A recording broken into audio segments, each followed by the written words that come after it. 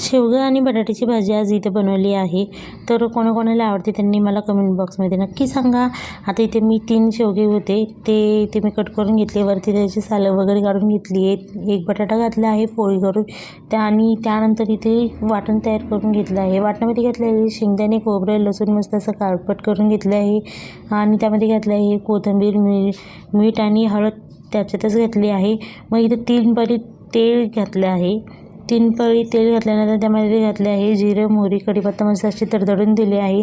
मग चिमूटभर हिंग पण त्यामध्ये घालायचं आहे. सुके मसाले घालून घ्यायचे मस्तपैकी आणि त्यानंतर मस्त असं मिक्स झाल्यानंतर वाटण पण घालून घ्यायचं. 1 मिनिटभर छान असं परतून घ्यायचं आहे.